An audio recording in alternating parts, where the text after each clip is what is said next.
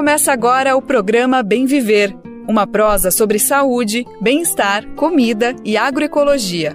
Produção Rádio Brasil de Fato.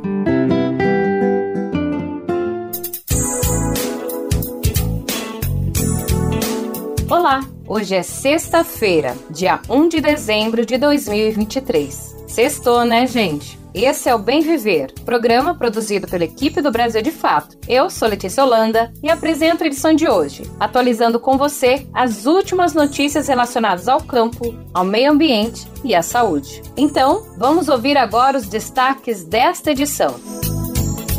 Movimentos e parlamentares pedem que Lula vete PL do veneno aprovado pelo Congresso.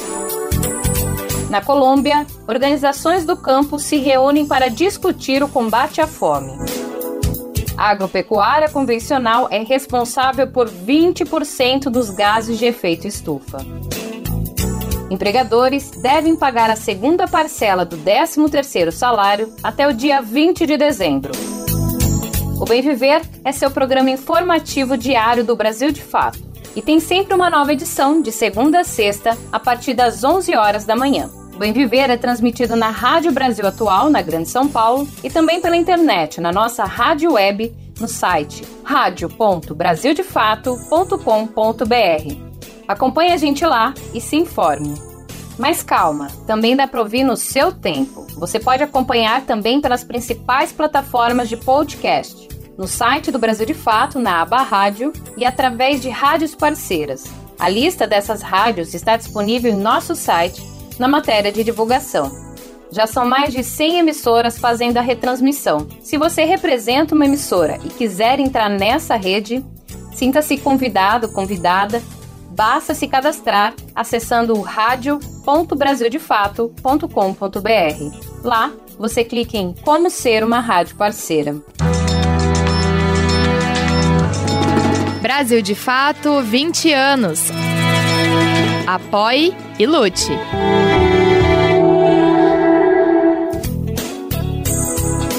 Mais de 2 bilhões de brasileiros rejeitam a proposta da bancada ruralista que pretende aumentar o uso de agrotóxicos em frutas, verduras e legumes em geral. A medida, chamada PL do veneno, pode aumentar o risco de câncer. As informações com Douglas Matos. O projeto de lei 1459 de 2022, conhecido como o PL do veneno, entrou na pauta desta terça-feira no Senado. O texto, que flexibiliza o uso de agrotóxicos, é o primeiro item previsto para votação. O projeto tramita em regime de urgência, o que significa que não precisou passar por todas as comissões temáticas para chegar ao plenário da Casa. Em caso de aprovação, o PL vai para a sanção ou veto do presidente Lula. O PL do veneno é apoiado pela bancada ruralista, mas denunciado por pesquisadores como um risco à saúde pública. Isso porque flexibiliza o uso dos agrotóxicos que provocam câncer. O regime de urgência foi aprovado na última semana pela CMA, a Comissão de Meio Ambiente do Senado, a pedido da senadora Tereza Cristina, do PP, da bancada ruralista, o setor do Congresso que impulsiona a tramitação desse PL. O grupo aprovou o relatório do senador Fabiano Contarato, do PT, que deu parecer favorável à tramitação da matéria, mas eliminou o trecho que suprimia o termo agrotóxico por outros mais brandos, como defensivos agrícolas e herbicidas. Segundo a Fiocruz, a Fundação Oswaldo Cruz, o PL do veneno traz um conceito de risco à saúde que permite o registro de agrotóxicos que provocam câncer. A Fiocruz diz, inclusive, que não há nível aceitável para o consumo dessas substâncias que podem provocar a doença. E de acordo com os especialistas, outra proposta perigosa contida no projeto de lei concentra toda a autoridade sobre os agrotóxicos ao Ministério da Agricultura, que costuma ser controlado pelos ruralistas. Essa mudança contraria a divisão tripartite aplicada em 1989, envolvendo os Ministérios do Meio Ambiente e da Saúde. Diversas entidades desses ministérios, como a Anvisa e o IBAMA, que já estão bastante debilitadas devido aos sucessivos cortes de orçamento dos últimos anos, ficariam à margem do controle das substâncias nocivas utilizadas na agricultura. O PL 1459 de 2022 é de autoria do senador Blairo Maggi, do PP do Mato Grosso, conhecido como o Rei da Soja, e tem o apoio da bancada ruralista. Por outro lado, instituições socioambientais e da área da saúde, além de especialistas e pesquisadores, alertam para os graves riscos à saúde da população. De São Paulo, da Rádio Brasil de Fato, com reportagem de Murilo Pajola. Locução, Douglas Matos. É isso, gente. É importante que tenhamos direito e acesso a alimentos agroecológicos e livres de agrotóxicos. Agora uma notícia internacional. Na Colômbia, a 8ª Conferência Internacional da Via Campesina reúne organizações do campo para discutir o combate à fome e a produção agroecológica como alternativa ao agronegócio.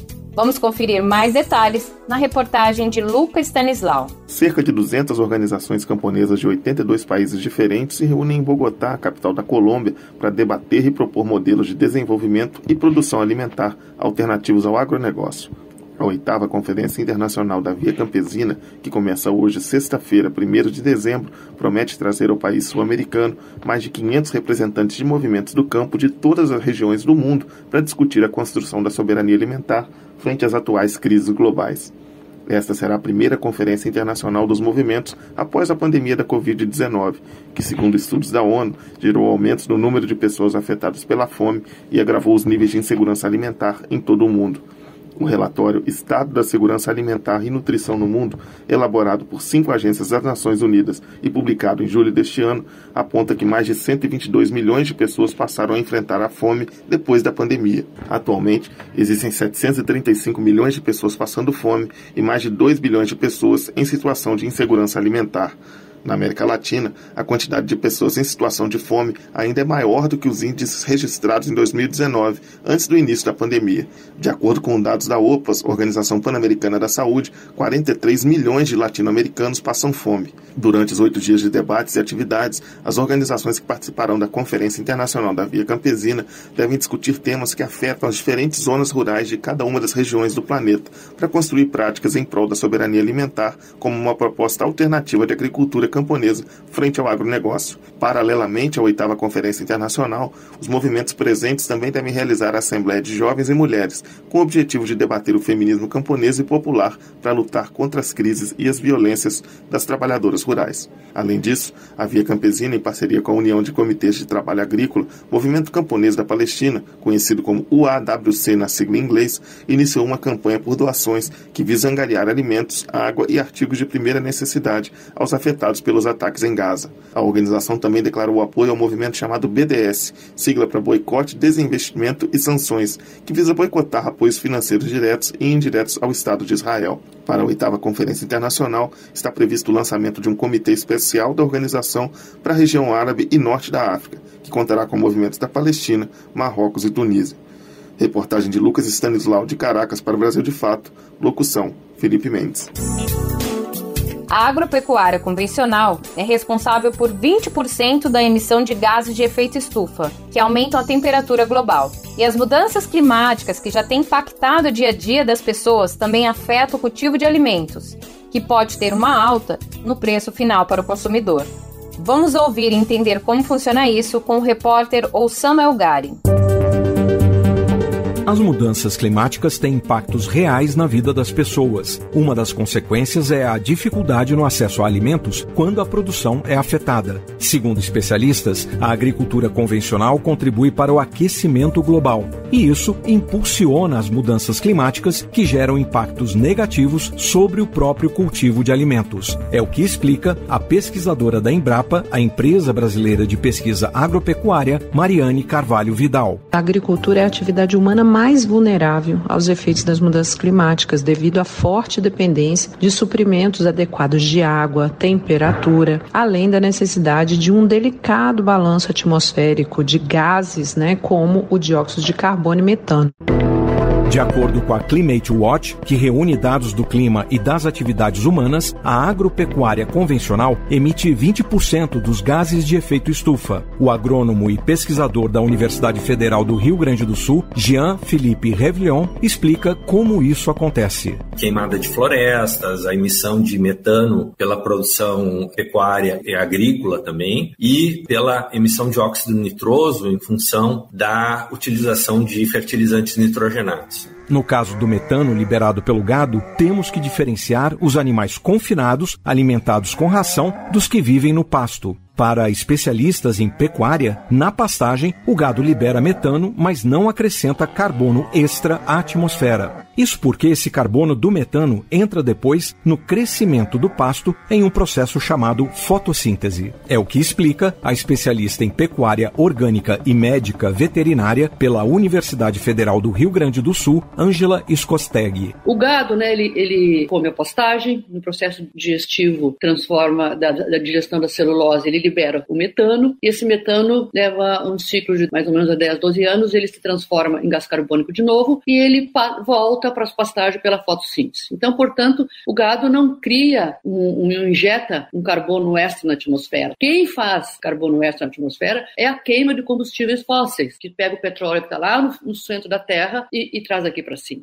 Para Ângela Skosteg, a pecuária que causa problemas ao meio ambiente é a de confinamento e não a de pastagem. Uma pecuária a pasto, animais, né, fazendo parte do ciclo da fotossíntese, é uma pecuária que captura carbono, enquanto que a pecuária que causa problemas é essa, que os animais são alimentados à base de grãos e rações, que tem que ser manufaturados, tem que ser transportados e que não tem uma pastagem para ficar capturando o carbono. E no Brasil, mais de 90% da nossa pecuária é uma pecuária em pastagens. E por que todas essas afirmações contra a pecuária? Porque a maioria desses estudos que estão sendo feitos na Europa e nos Estados Unidos são do gado deles, que tanto na Europa como nos Estados Unidos, o gado deles, a maioria deles é confinado. Segundo o agrônomo Jean Revillon, a emissão crescente dos gases do efeito estufa já impacta a agropecuária. Esse aquecimento global, então, que a agricultura e a pecuária ainda contribuem, de certa maneira, ele tem levado a uma série de eventos climáticos e que se manifestam através de uma série de dimensões, né, entre elas as secas, a erosão do solo, a perda de vegetação e da biodiversidade, os incêndios florestais, a perda de produtividade das culturas, particularmente naquelas regiões mais próximas aos trópicos, e isso redunda numa perda de segurança alimentar.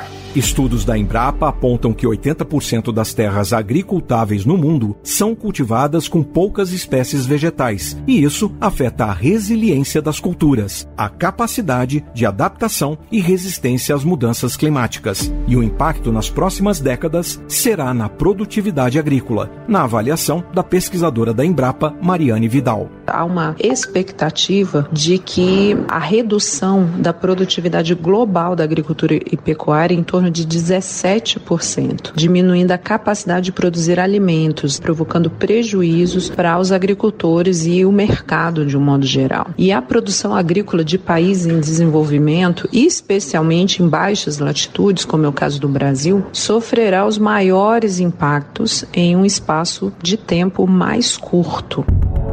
Para a Embrapa, os eventos climáticos extremos já são responsáveis por 25% a 35% das oscilações dos preços agrícolas. E para a ONU, com o crescimento da população, os preços serão mais altos com escassez de alimentos. Então é preciso agir. Mas como a agropecuária pode ajudar? Isso você acompanha na próxima reportagem. Da Rádio Nacional em Brasília, Oussama El Gauri.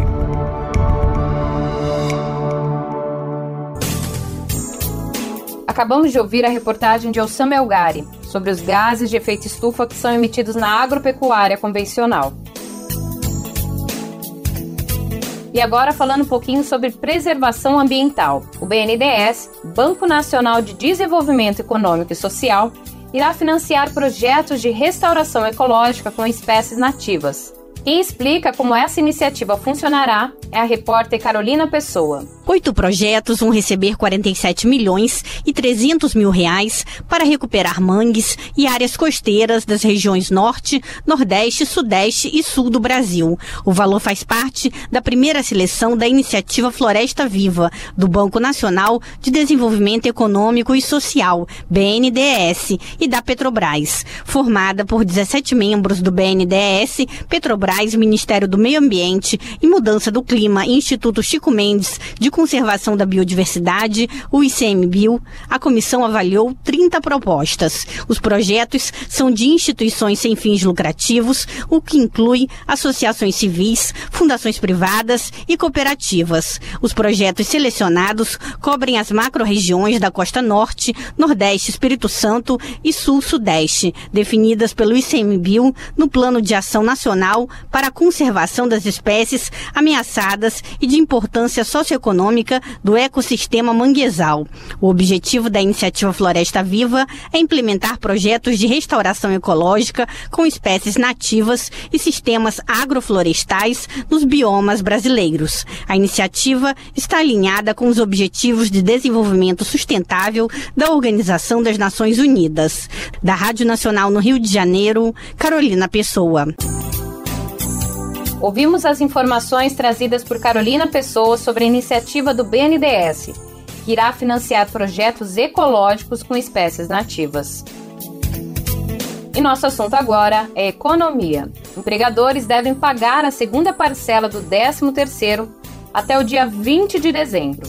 Vamos escutar as atualizações do cronograma de recebimento com Gabriel Correia. A partir de dezembro, os empregadores começam a pagar a segunda parcela, o que deve ser feito até o dia 20. O pagamento da gratificação natalina coloca 291 bilhões de reais na economia nesse ano, de acordo com o DIEESE, o Departamento Intersindical de Estatística e Estudos Socioeconômicos. Trabalhadores em licença maternidade, afastados por doença ou por acidente, também recebem. O 13º salário só é pago integralmente para quem trabalha há pelo menos um ano na mesma empresa. Quem trabalhou menos recebe proporcional.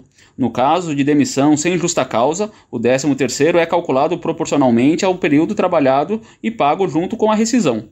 O trabalhador só perde o benefício se for dispensado com justa causa. Para aposentados e pensionistas, as datas são outras. A primeira parcela desses já foi paga até junho e a segunda até julho. Em média, cada trabalhador recebe R$ 3.057. Vale lembrar que o Imposto de Renda, INSS e Fundo de Garantia do Tempo de Serviço também incidem sobre o 13º e serão cobrados no pagamento da segunda parcela. Com informações da Agência Brasil, da Rádio Nacional em São Luís, Gabriel Correa. O 13º é um direito e é sempre muito bem-vindo para os trabalhadores que aproveitam para realizar suas compras de fim de ano e ainda quitar as dívidas.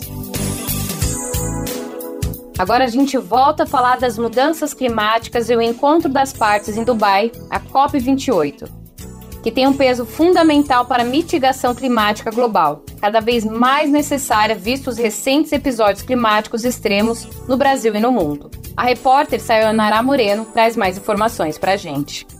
O mundo enfrenta ondas de calor mortais, secas, incêndios florestais, tempestades e inundações, efeitos considerados devastadores pela Organização das Nações Unidas. Na busca por estabilizar a concentração de gases de efeito estufa na atmosfera, a COP, Conferência das Partes, acontece todos os anos desde 1992. O relatório da ONU sobre mudança climática, divulgado este mês, mostra que os planos das nações contra as mudanças climáticas continuam insuficientes para limitar o aumento da temperatura global, como previsto no Acordo de Paris. O secretário executivo do Observatório do Clima, Márcio Astrini, ressalta a importância de conferências como a COP, apesar de avaliar o pouco avanço na hora de os países cumprirem os compromissos ambientais, e alerta que o mundo já vive uma crise climática. Recorde de temperatura ao redor do planeta, as emissões batendo recordes. Nós estamos vendo, por exemplo, no Brasil, enchentes no sul do país, ao mesmo tempo secas recordes na Amazônia, temperaturas anormais ao redor do mundo em todos os lugares. Todos os sinais estão aí, o desgelo dos polos acontece numa velocidade assustadora. Eles precisam levar a sério tudo isso que é debatido aqui. Não adianta só vir para uma conferência, fazer discurso bonito, assinar papéis cheios de boas intenções e quando voltam para suas casas não colocam nada em prática. É o que nós estamos vendo.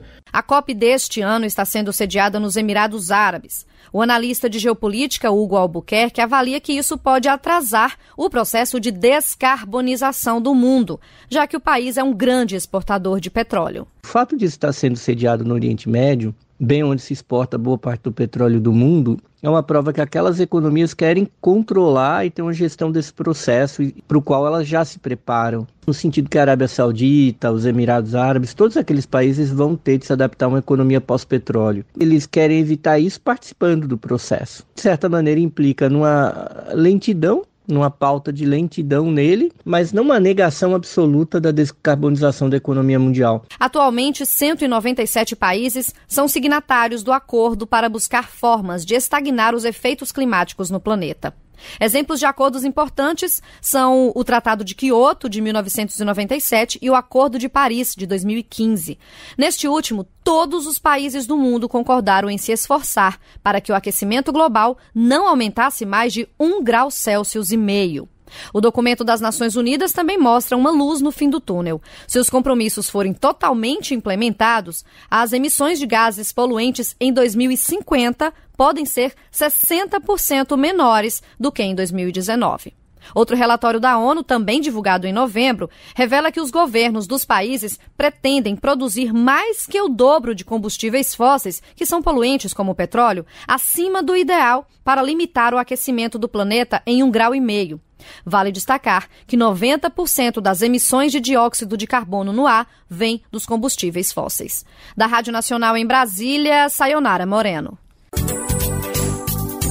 A gente segue acompanhando as informações sobre a COP28 e ficamos na expectativa que os líderes dos países presentes na conferência assumam o compromisso de reduzir as emissões de gases de efeito estufa que aquecem o planeta e geram os eventos climáticos extremos. E agora, trazendo a responsabilidade para o Brasil, Lula diz que quer que o país seja referência no uso de energia verde. O discurso foi proferido durante a mesa redonda Brasil-Arábia Saudita, na capital Riad. Novamente, a repórter Sayonara Moreno traz a notícia na íntegra pra gente. No primeiro país da viagem internacional pelo Oriente Médio, a Arábia Saudita, Lula disse que o Brasil quer ser uma referência no uso de energia verde e tem compromisso com o combate ao desmatamento. Daqui a 10 anos, o Brasil será chamado a Arábia Saudita da energia verde, da energia renovável. Nós temos alguns compromissos firmados. Primeiro, até 2030, nós queremos chegar a desmatamento zero na Amazônia. Segundo, nós vamos fazer todo o possível para que a gente faça do Brasil o centro do mundo na produção de energia alternativa. Porque acho que nós precisamos todos trabalhar com muita responsabilidade para descarbonizar o planeta. A declaração foi dada nesta quarta-feira na capital saudita durante a mesa redonda Brasil-Arábia Saudita na capital Riad, com a participação de empresários brasileiros e árabes. Aos presentes, Lula destacou que quer construir parcerias com o país, tanto no que eles podem investir no Brasil, quanto no que os empresários brasileiros podem investir por lá. O presidente Lula também lembrou que, a partir do ano que vem, a Arábia Saudita passa a fazer parte do BRICS. Segundo ele, o país precisa ajudar a fortalecer o Banco do Bloco. O Brasil vai reunir em 2025 os BRICS, que tenho o imenso prazer, pelo fato da Arábia Saudita ser o mais novo membro dos BRICS. Inclusive disse ao príncipe herdeiro que a Arábia Saudita precisa ajudar a fortalecer o Banco dos BRICS, para que a gente possa mudar a faceta dos bancos multilaterais, para que eles possam tratar de financiar o desenvolvimento dos países mais pobres sem taxa de juros escorchantes que termina por matar qualquer possibilidade de investimento dos países. Antes de embarcar para o Catar, segundo o país da agenda, o presidente Lula conversou com jornalistas sobre assuntos que repercutem no Brasil, entre eles a indicação de Flávio Dino para o Supremo Tribunal Federal e Paulo Gonet para a Procuradoria-Geral da República, que serão sabatinados no Senado Federal. Eu indiquei os dois porque entendi que os dois eram as melhores pessoas que eu podia indicar. Eu espero que o Senado estude, analise o nome dele, faça o debate que quiser fazer. Espero que os dois sejam indicados, porque assim, se eu não fizesse agora, eu não teria tempo de colocar em debate o nome deles antes do encerramento da atividade do Congresso Nacional. Eu acho que são duas pessoas qualificadas, altamente qualificadas para assumir tanto a Suprema Corte quanto a Procuradoria-Geral da República. O presidente também foi perguntado sobre o veto integral ao projeto de lei que desonera a folha de pagamento de 17 setores da economia. Segundo Lula, não se deve dar desoneração às empresas sem contrapartida aos trabalhadores. Eu não sei se eles estão preocupados pelo fato de gerar mais emprego, não foi, porque não tem nada na lei que diz que vão gerar mais emprego se tiver desoneração. O que é importante é que essas coisas aconteçam e o Haddad vai apresentar alternativas na medida em que a gente também tem uma relação entre empresário e trabalhadores que, ao reduzir a desoneração da empresa para você melhorar a renda da empresa, é importante você garantir emprego para os trabalhadores. E a lei não diz absolutamente nada. O veto pode ser derrubado, mas eu acho que a gente não pode apenas fazer desoneração sem dar a contrapartida aos trabalhadores. Os trabalhadores não precisam ganhar alguma coisa nessa história. O presidente ainda defendeu o fortalecimento dos sindicatos como forma de também fortalecer as empresas e a democracia brasileira. Da Rádio Nacional em Brasília, Sayonara Moreno. E nós ouvimos agora Queimadas, do mestre Lorival Igarapé e Lauvate Penoso. Foi bem te vi quem viu, foi bem te vi quem viu, na terra dele. Foi bem te vi quem viu, foi bem te vi quem viu, a mata queimar. Beija-flor me deu um beijo antes de partir, partiu contrariado de ver tantas queimadas na floresta tropical. As vidas se acabando, as fontes todas secando, sem ter água pra beber. Mas um dia a terra gira para o lado do bem, vai nascer novas sementes na cabeça dessa gente que não pensa em ninguém. É aí que a coisa muda, toda muda terá vida, toda vida terá sol. Vai girar um girassol.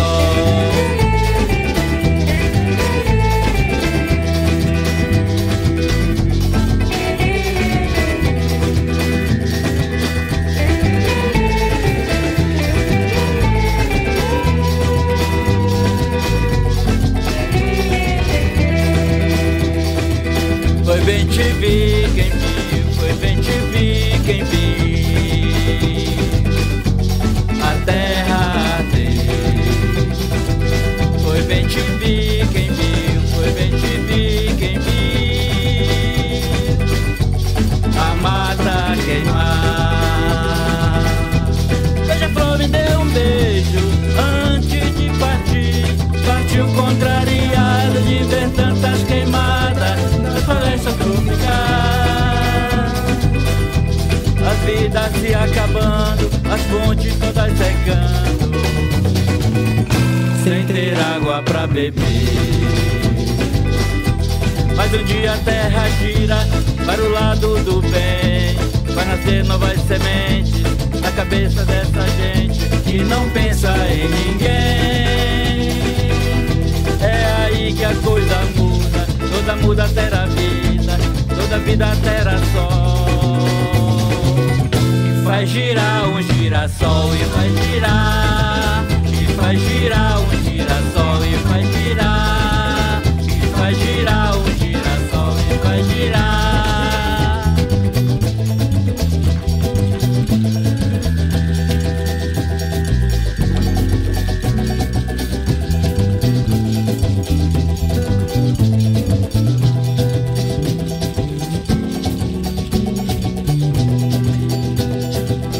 Foi bem te vi quem viu, foi bem te vi quem viu, a terra dele.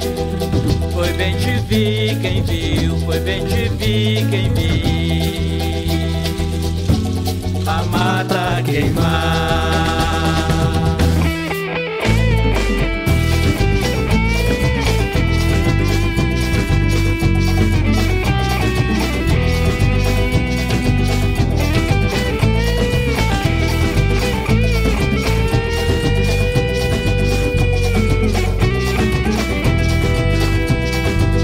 Foi bem te vi quem viu, foi bem te vi coisa mais linda, né, gente? Para poder entrar no clima do fim de semana e também refletir um pouco sobre a preservação ambiental. De volta com as notícias do programa Bem Viver, vamos falar agora da região nordeste do Brasil. Em Natal, capital do Rio Grande do Norte, o governo do estado decretou situação de emergência por 90 dias, devido às fortes chuvas que assolam a cidade. Ouça agora na reportagem de Gabriel Correia. A Prefeitura de Natal decretou situação de emergência por 90 dias nas áreas afetadas pelas chuvas que castigaram a capital do Rio Grande do Norte nesta semana. O decreto, publicado na edição extra do Diário Oficial desta terça-feira, determina que a Secretaria Municipal de Governo passe a coordenar todos os órgãos na resposta ao desastre e prevê a convocação de voluntários e campanhas de arrecadação. Em caso de risco, autoridades e agentes de defesa civil têm autorização para entrar nas casas para prestar socorro ou determinar a saída dos ocupantes. Ficam dispensados de licitação os contratos para obras de recuperação, desde que sejam concluídas em 6 meses. Nesta quarta-feira, a Prefeitura de Natal retomou os serviços de saúde. As chuvas que atingiram Natal chegaram a 245 milímetros entre segunda e terça-feira, transbordando lagoas e alagando imóveis. Crateras foram abertas em ruas e avenidas, redes de drenagem foram afetadas, além de queda de árvores. O volume de chuva foi equivalente a 11 vezes a média histórica para o mês de novembro, de acordo com o Instituto Nacional de Meteorologia. O Corpo de Bombeiros acionou todo o efetivo de busca e salvamento, que estava de folga, para atender mais de 100 ocorrências na Grande Natal. De acordo com a Defesa Civil, cerca de 60 pessoas ficaram desabrigadas e muitas outras desalojadas, explicou a secretária de Planejamento, Joana Guerra. A Prefeitura, principalmente através da Defesa Civil, da Secretaria de Assistência Social, tem atuado, nos abrigos disponibilizados à população com kit de higiene, alimentação completa, colchões, cobertores, toda a assistência necessária para mitigar essa situação angustiante que algumas famílias têm vivenciado. As fortes chuvas também atingiram o interior. Em Brejinho, região agreste, a chuva chegou a 320 milímetros. Isso é mais da metade do que choveu em todo esse ano até agora. Segundo meteorologistas da empresa de pesquisa agropecuária Potiguar, a dimensão da chuva não foi detectada por nenhum sistema de previsão e foi causada pela formação de nuvens incomuns em áreas equatoriais e litorâneas. A previsão do tempo até sábado é de céu parcialmente nublado, com chuvas em quase todo o Rio Grande do Norte. Da Rádio Nacional em São Luís, Gabriel Correa. Nossa solidariedade à população do Rio Grande do Norte, que enfrenta as consequências das fortes chuvas. Esperamos que a situação melhore logo e que a ajuda chegue a todos aqueles que mais precisam neste momento. Dados de pesquisa do IBGE, o Instituto Brasileiro de Geografia e Estatística, mostram que a expectativa de vida no Brasil ficou em 75 anos em 2022. A repórter Cristiane Ribeiro traz mais informações para a gente. A expectativa de vida do brasileiro ao nascer em 2022 ficou em 75,5 anos. Em 2021, ano da pandemia de Covid-19 que teve mais mortes pela doença, a expectativa foi de 72,8 anos, ou seja, 4,2 anos a menos. As informações são das tábuas de mortalidade, divulgadas nesta quarta-feira pelo IBGE.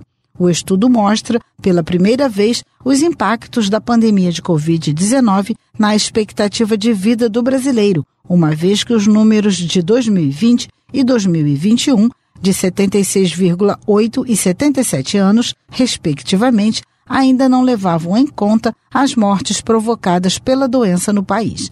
A pesquisadora do IBGE, Isabel Marri, lembra que a estimativa foi feita sem prever essa crise sanitária que afetou o Brasil e o mundo, causando milhares de mortes. Com os anos de pandemia, aqui fica claro o aumento das mortes e o efeito que isso tem. Contrário, quanto mais mortes, menor a esperança de vida ao nascer de uma população. Em 2022, já tem uma recuperação dessa esperança de vida ao nascer em relação ao que foi 2021, é o ano mais drástico de aumento de mortes. E o que a gente espera é que a gente ainda tenha uma recuperação ainda da esperança de vida no próximo ano, porque a gente ainda tem o ano de 2022 como efeito do excesso de mortes ainda do final do período pandêmico. Nesta divulgação, o IBGE também está revisando os dados dos anos anteriores. Nos números referentes aos anos pré-pandemia, a revisão do IBGE aponta que a esperança de vida ao nascer em 2022 foi a menor desde 2017. Para as mulheres, a expectativa ficou em 79 anos, abaixo dos 80,1 anos de 2019 enquanto a dos homens ficou em 72 anos, taxa também inferior aos 73,1 anos de 2019. Da Rádio Nacional no Rio de Janeiro, Cristiane Ribeiro. Agora vamos para uma notícia sobre o desmatamento no Brasil. Um levantamento publicado nesta quarta-feira pela ONG SOS Mata Atlântica revela uma queda de 59% do desmatamento no bioma entre janeiro e agosto de 2023, na comparação com o mesmo período do ano anterior, o que reforça a tendência de redução significativa no desflorestamento. De acordo com a entidade, houve uma queda em todos os 15 estados que têm áreas de Mata Atlântica em seus territórios.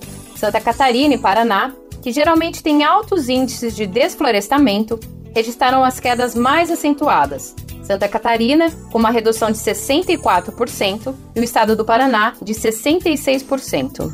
Os dados foram confirmados a partir de uma parceria da SOS Mata Atlântica com a Actplan e o MAP Biomas.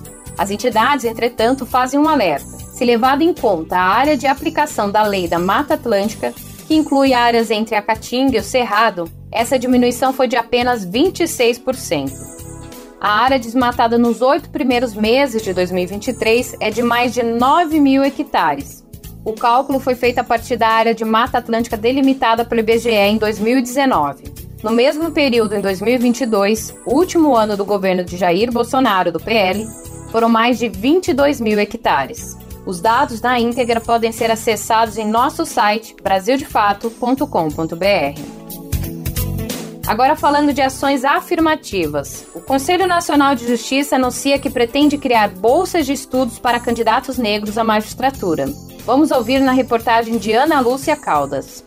O Conselho Nacional de Justiça trabalha na criação de um programa de bolsas de estudos para candidatos negros que desejarem prestar concursos públicos para a magistratura. A informação é do presidente do CNJ, ministro Luiz Roberto Barroso, durante a primeira reunião do Observatório dos Direitos Humanos sob sua gestão. Nós estamos estruturando, junto com a Fundação Getúlio Vargas de São Paulo, Gabriel, um programa de bolsas de estudo para candidatos negros que queiram concorrer à magistratura. Nós queremos mudar as estatísticas raciais no Poder Judiciário. O que tem acontecido é que, a despeito das cotas, muitas pessoas ainda não conseguem preencher essas cotas. Barroso ressaltou que a magistratura exige dedicação ao estudo e que nem sempre quem tem que sustentar a casa pode ter. Evidentemente, quem tem que sustentar a casa, quem tem que trabalhar, quem tem que ganhar dinheiro, não consegue fazer esse estudo sistemático, exclusivo. E, portanto, é essa possibilidade que nós queremos dar a esses candidatos. Eu sei que já há projetos, eu sei que o Educafro tem projetos e outras instituições têm projetos, mas nós queríamos fazer uma coisa sistêmica e de âmbito nacional. O material de preparação dos candidatos negros deve ser disponibilizado por meio de uma plataforma virtual de ensino à distância e será focado na primeira edição do novo Exame Nacional da Magistratura, que deve ser realizado no ano que vem. No início deste mês, o CNJ aprovou a criação do Exame Nacional de Magistratura para selecionar candidatos aos cargos de juiz em todo o país. A aprovação no exame será pré-requisito para participação nos concursos para magistrados. As provas deverão ser realizadas uma vez por ano em todas as capitais. Com informações da Agência Brasil, da Rádio Nacional em Brasília, Ana Lúcia Caldas. E é nessa mesma temática que a gente traz a entrevista de hoje. A nossa repórter Gabriela Moncal conversou com Ágata de Miranda, advogada de Colisão Negra por Direitos. E elas falaram um pouco sobre a DPF pelas Vidas Negras e a votação no STF, Supremo Tribunal Federal. Na quarta-feira, dia 22, o Supremo Tribunal Federal começou a julgar a DPF pelas Vidas Negras, protocolada pela Coalizão Negra por Direitos, junto com organizações de familiares de vítimas do Estado, como Mães de Maio, Mães de Manguinhos e Mães da Maré, além de 7 partidos políticos, entre eles PT, PSOL, Rede, PCdoB, PSB e PDT.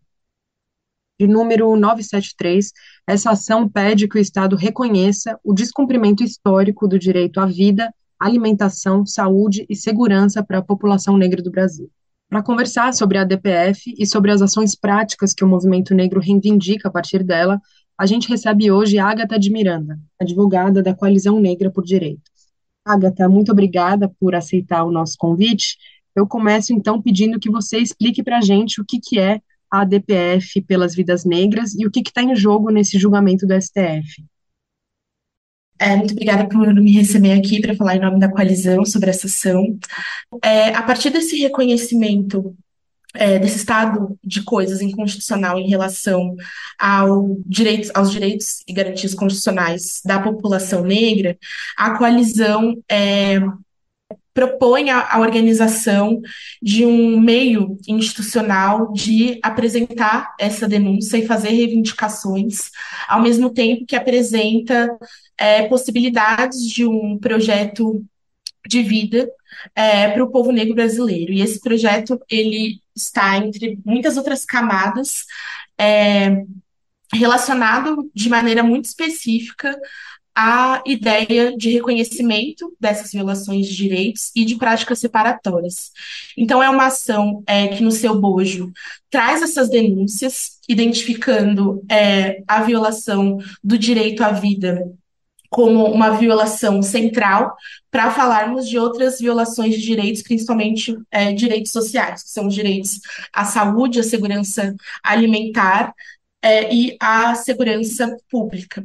Então, entendendo esse cenário de violações e, na verdade, esse cenário de violências persistentes em relação ao povo negro brasileiro, essa ação se organiza entendendo como essas violações acontecem, mas principalmente como essas desigualdades, como a gente consegue transformar essas violações em categorias de desigualdades e entender como elas são frutos de práticas discriminatórias das próprias instituições constitucionais. Então, no limite, essa ação ela serve para a gente apresentar as contradições que o Estado Democrático de Direito vem apresentando e suportando quando falamos da interpretação e aplicação dos direitos que o Estado brasileiro tem o dever de atender a população negra, entendendo ali como um conjunto de cidadãos e cidadãs que merecem a atenção do Estado.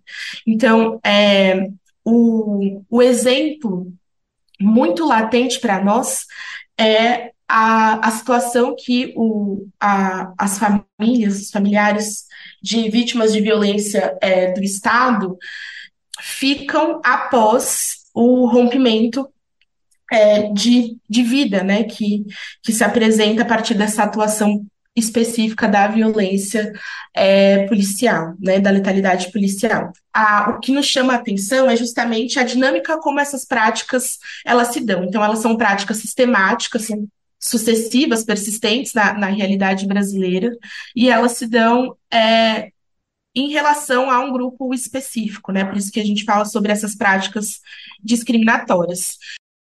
Então, um dos pedidos dessa ação é que o STF determine que o governo elabore um plano nacional de enfrentamento ao racismo institucional e à política de morte à população negra. Que tipo de plano é esse que vocês defendem? Esses planos eles estão desenhados justamente nessa organização que essa ação, enquanto um instrumento processual mesmo, nos permite, em primeiro lugar, que a interpretação da lei constitucional seja para o reconhecimento do estado de coisas inconstitucional em relação à população negra, porque isso é o reconhecimento sobre a importância do racismo na organização da realidade brasileira, mas principalmente de como as relações raciais se organizam nas instituições. Então, esse plano, ele propõe parte dessa premissa e propõe uma política reparatória, tanto no campo da segurança pública, que seja comprometida com a redução da letalidade policial, então trata ali especificamente da violência institucional e desse ponto da letalidade, policial, e também se preocupa em atender a saúde e atender a situação de insegurança alimentar também, que assola a realidade de vida da população mesmo. Então, um programa, um conjunto de propostas programáticas, vou dizer assim, que se demonstram fundamentais para a gente pensar quais são as formas de discutir reparação, lembrando, inclusive, de onde partimos, que é dessa realidade racista, e para onde podemos ir a construção de uma democracia que verdadeiramente contemple de maneira igualitária todas as pessoas que compõem esse Estado-nação. E Agatha, só para fechar aqui uma última pergunta, querendo saber um pouco também do ponto de vista dos movimentos negros, né? Como que vocês pretendem fazer essa pressão? Não só porque esse assim, se espera o reconhecimento e a reparação desse próprio Estado que produz, na verdade, essa violência toda, né? Então, e além disso, o STF já classificou o sistema prisional brasileiro como um estado de coisas inconstitucional, e, no entanto, a barbárie, que é o sistema carcerário, não só ficou intocada, como sua engrenagem segue a milhão. Então, minha pergunta é, de que forma que o movimento negro pretende pressionar para que, de fato, esse reconhecimento por parte do Estado tenha impactos práticos na realidade das pessoas? Eu acho que eu posso responder a sua pergunta dizendo o que o movimento negro vem fazendo ou tem feito para que isso aconteça, né? Eu acho que eu entendo onde a sua pergunta se localiza, mas eu acho que é importante a gente localizar essa DPF nesse contexto de práticas que o movimento negro historicamente vem adotando para reconhecer o racismo, para que o racismo seja reconhecido, e para combater o racismo na nossa história. Esse é o papel que o movimento negro vem cumprindo no Brasil, né, desde antes da abolição. Então, nesse momento histórico, alguma das práticas que tem nos cabido, inclusive a prática da Coalizão Negra por Direitos, é esse movimento de incidência política para a promoção de direitos da população negra. E esse não é um projeto um projeto, né, como eu posso dizer?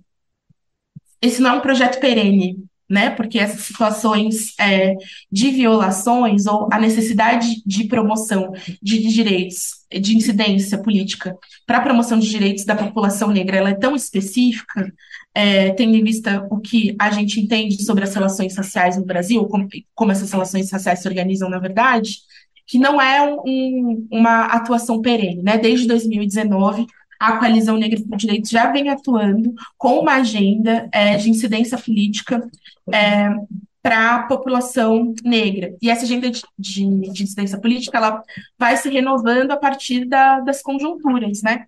Então, é isso, a gente tem essa compreensão de que o racismo estrutura desigualdades a partir da forma das suas relações, da organização das relações raciais, e a gente entende uma necessidade de um trabalho focado nisso. A ADPF é um dos exemplos desse processo, e a ADPF, ela tem mais uma arena ali, como eu estava falando, de participação social nesses espaços institucionais, e ela já nos permitiu avançar o diálogo para outras instâncias institucionais que não só o judiciário, né? Tendo em vista, por exemplo, a própria manifestação recente que a AGU, a Advocacia Geral da União, protocolou nos autos, se propondo ali a fazer uma construção a partir do executivo, um programa, né, mais uma ação programática de combate a essas desigualdades raciais. Então, o nosso objetivo é continuar perseguindo essa agenda de incidência política, de promoção dos direitos da população negra, e essa atuação ela se dá tanto no âmbito doméstico como no âmbito internacional também. Eu acho que isso é muito importante dizer.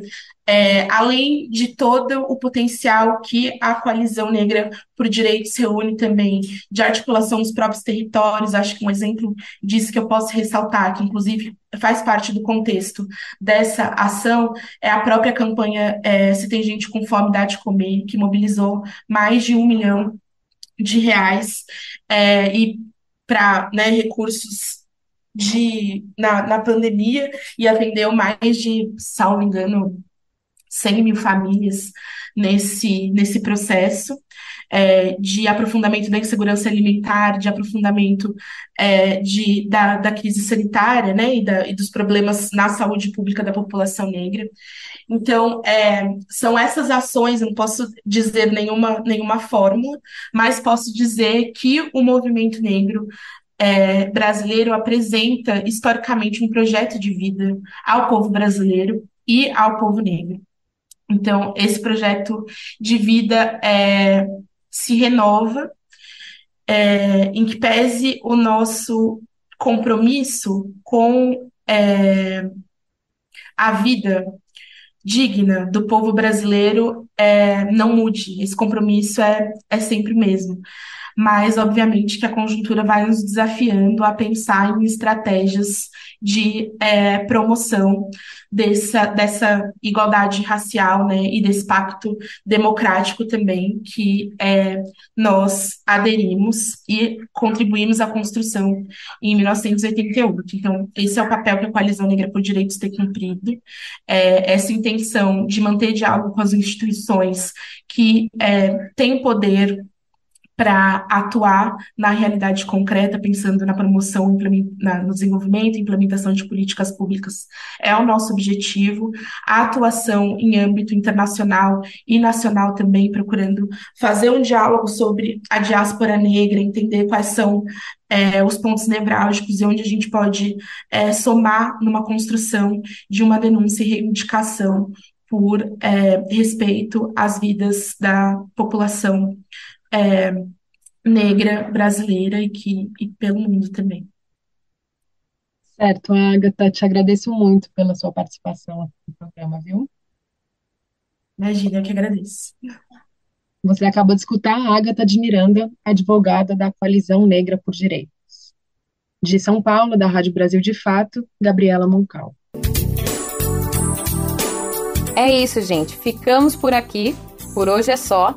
O programa Bem Viver volta na segunda-feira a partir das 11 horas da manhã para atualizar você das principais notícias da agroecologia, do meio ambiente e da saúde. Lembrando que você pode nos ouvir na Rádio Brasil Atual 98,9 FM na Grande São Paulo ou no site do Brasil de Fato, radio.brasildefato.com.br. O programa vai ao ar em diversas rádios pelo país. A lista completa de emissoras que retransmitem o Bem Viver você encontra no nosso site, na matéria de divulgação diária do programa. E aproveitamos para agradecer esses veículos por estarem com a gente. O Bem Viver também fica disponível como podcast no Spotify, Deezer, iTunes e no Google Podcasts. A apresentação e roteiro do programa de hoje foi comigo, Letícia Holanda. Espero que tenham gostado. Edição e produção é de Anderson Almeida, Daniel Lamir e Nil Soares. Os trabalhos técnicos são de Adilson Oliveira e Emerson Ramos. A coordenação de rádio e TV é de Monize Ravena. Na direção de programas de áudio, Camila Salmásio. E na direção executiva de jornalismo, Nina Fidelis. Grande abraço, gente. Até mais.